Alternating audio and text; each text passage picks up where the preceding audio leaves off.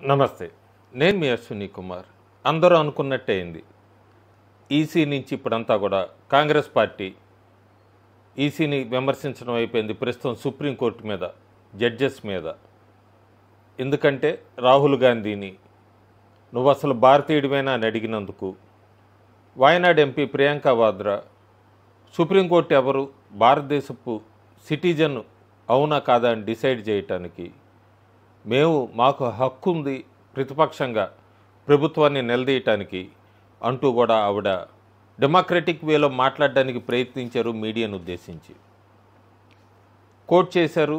ఇందిరాగాంధీ గురించి కోట్ చేసి కూడా మాట్లాడారు. మనం చరిత్ర ప్రస్తుతం జనరేషన్కి తెలియాల్సిన అవసరం చాలా ఉంది. ఎక్కువగా వీడియోస్ కొంతమంది పర్సనల్గా పెట్టారు. గత చరిత్రలో కాంగ్రెస్ చేసినవి తెలిస్తేనే ప్రస్తుతం కాంగ్రెస్కి అలాగే అపోజిషన్ పార్టీకి ఉన్న తేడా ఏంటి, లేదు ప్రస్తుతం అధికారంలో ఉన్న పార్టీకి వేరే పార్టీలకి తేడా ఏంటి తెలుస్తుంది. జనరేషన్ తెలుసుకుంటారు. ఇందిరాగాంధీ ఆమె ఒకసారి మాట్లాడుతూ the power to question is the basis of all human progress అన్నారు. ఖచ్చితంగా ప్రశ్న అడగాలి. ప్రజలు ముందుకెళ్ళాలంటే, ప్రోగ్రెసివ్ వెళ్ళాలంటే నిలదీయాలి అన్నాయి ఇందిరాగాంధీ సమయంలో ఎవరికి తెలియదు. ఇందిరాగాంధీ ప్రపంచంలోనే మొట్టమొదటి ప్రధాని, తన దేశ ప్రజల మీదే బాంబులు వేయించుకున్న ప్రధాని ఎవరైనా ఉన్నారంటే ఇందిరాగాంధీ. డార్క్ సీక్రెట్స్ ఇవన్నీ బయటికి రావు, చరిత్ర చెప్పదు. 1966లో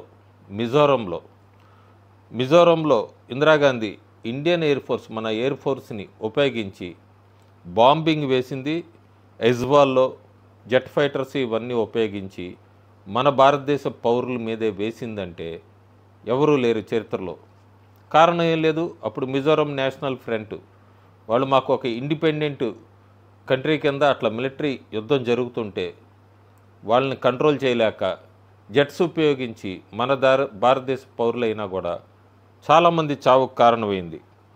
ఈ మిజోరం నేషనల్ ఫ్రంట్ వీళ్ళందరూ కంట్రోల్ ఆ రకంగా చేశారు, ఐరన్ లేడీ అని చెప్తారు. కానీ భారతదేశ పౌరుల్ని అయితే చాలా ఆశ్చర్యం ఏంటంటే ఆ పైలట్స్ ఈ మిజోరం విలేజెస్లో ఐఏఎఫ్ ఎయిర్ క్రాఫ్ట్ ఉపయోగించి బాంబులు వేసిన పైలట్స్లో ఇద్దరు ఉన్నారు.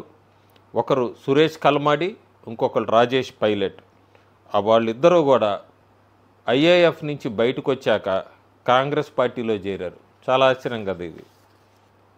సో ఇలాంటి సీక్రెట్స్ ఎప్పటికీ బయటికి రావు. డెమోక్రసీ, సేవ్ కాన్స్టిట్యూషన్ అని మాట్లాడుతున్న ప్రస్తుత ప్రతిపక్ష నాయకుడు అట్లాగే ఆయన సోదరి ఇద్దరు కూడా గొంతులు కలిపారు. డెమోక్రసీ, కాన్స్టిట్యూషన్, రాజ్యాంగాన్ని కాపాడండి అని. మళ్ళీ ఇందిరాగాంధీ టైం తీసుకుంటే మనం ఎట్లా గొంతులు నొక్కేశారు, ఎట్లా ఒక్కొక్క ఇన్స్టిట్యూషన్కి సంబంధించిన వాళ్ళు లేదా సినిమాకి సంబంధించిన వాళ్ళని కానీ, పత్రికలకు సంబంధించిన వాళ్ళని కానీ, రాజకీయ నాయకులు వీళ్ళందరినీ ఎట్లా ఉక్కుపాదం మోపింది ఇందిరాగాంధీ. సినిమాలకు సంబంధించిన వాళ్ళని తీసుకుంటే Devanand Doordarshan, all India radio నుంచి కూడా బ్యాన్ చేసేసిన దేవానంద్ని. ఎందుకంటే ఎమర్జెన్సీని అపోజ్ చేశాడని. కిషోర్ కుమార్ని బ్లాక్ లిస్ట్లో పెట్టింది కాంగ్రెస్ ప్రొపగాండాకి పాడలేదని.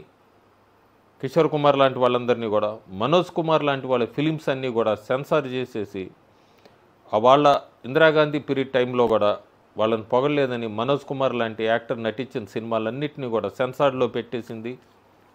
అమరేష్ పురి లాంటి నటుడిని బ్లాక్ లిస్టెడ్లో పెట్టింది బాలీవుడ్ నుంచి ఎమర్జెన్సీ టైంలో. షబనా అజ్మీ లాంటి నటుల్ని టార్గెట్ చేశారు పొలిటికల్ యాక్టివిజం అని. సయ్యద్ అఖ్తర్ మిర్జా ఫిలిమ్స్ అన్నీ కూడా అబ్స్ట్రక్ట్ చేసింది, ఎందుకంటే క్రిటికల్ కంటెంట్ ఆమె ప్రభుత్వం మీద ఉందని. బలరాజ్ సాహ్ని మొత్తం క్లోజ్గా మానిటరు, ఆ డిసెంట్వన్నీ ఉన్నాయని చెప్పి. సత్యజిత్ రే చాలా రిస్ట్రిక్షన్స్ ఉండేవి ఆయన సినిమాల మీద, క్రిటిసిజం ఉందని.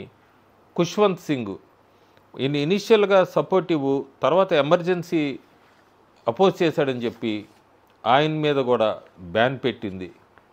ఇంకా జర్నలిస్టులు, ఎడిటర్స్ వీళ్ళ మీద అట్లా ఉక్కుమాతం పెట్టింది. కుల్దీప్ నయ్యర్ని క్రిటికల్గా రిపోర్ట్ చేసేవాడని చెప్పి జైల్లో పెట్టింది. రామ్నాథ్ గోయంకా ఆయన్ని సెన్సార్షిప్ ఎక్స్ప్రెస్ ఎడిటర్ కింద డిఫైడ్ చేసింది. అరుణ్ శౌరి వీళ్ళందరినీ కూడా స్టేట్ ఓవర్ రీచ్ని ఎక్స్పోజ్ చేస్తున్నారని మానిటర్లో పెట్టింది. జార్జ్ విగేస్ హిందుస్థాన్ టైమ్స్ నుంచి తీయించేసింది. అజిత్ భట్టాచార్య చాలా స్టేట్స్మెన్లో ఉండేవాడైనా హెవీ సెన్సార్షిప్ ఉండేది కాంగ్రెస్ ప్రభుత్వం ఇందిరాగాంధీ టైంలో. అలాగే బీజే విగేస్ను కూడా ఎడిటర్షిప్ నుంచి తీయించేసింది. అతని తర్వాత ఎమర్జెన్సీ టైంలో కూడా క్రిటిక్ అయ్యాడు. పొలిటికల్ అపోనెంట్స్ని యాక్టివిస్టుల్ని అట్లా తొక్కిపెట్టింది. జయప్రకాష్ నారాయణ లాంటి వాళ్ళందరినీ కూడా అరెస్ట్ చేయించింది.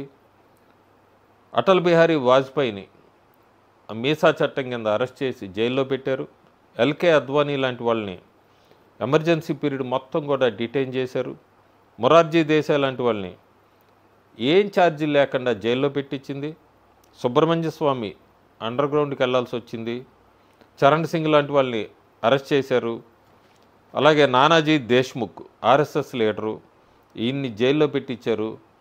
జేబీ కృపలాని ఈయన్ని కూడా వెటరన్ లీడరు, ఈయన్ని కూడా డిటైన్ చేశారు. సత్యజిత్ నారాయణ సిన్హా పొలిటికల్గా పర్సిక్యూట్ చేసింది.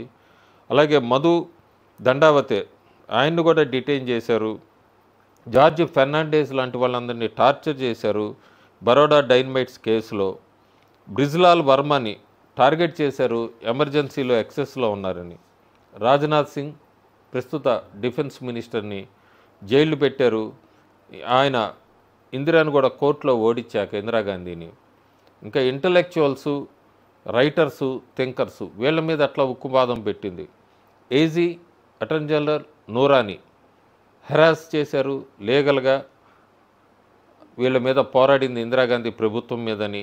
అరుణ్ జైట్లీ లాంటి వాళ్ళందరినీ కూడా స్టూడెంట్ లీడర్గా ఉన్నప్పుడే జైల్లో పెట్టించింది. లలిత్ సూరి ఆయన కూడా పబ్లిషర్స్ రైడ్ అయింది. విపి సింగ్ లాంటి అప్పుడు కాంగ్రెస్ తర్వాత లేటర్ ఒక క్రిటిక్ లాగా తయారైన వ్యక్తి, అలాంటి వాళ్ళని కూడా హింసించింది.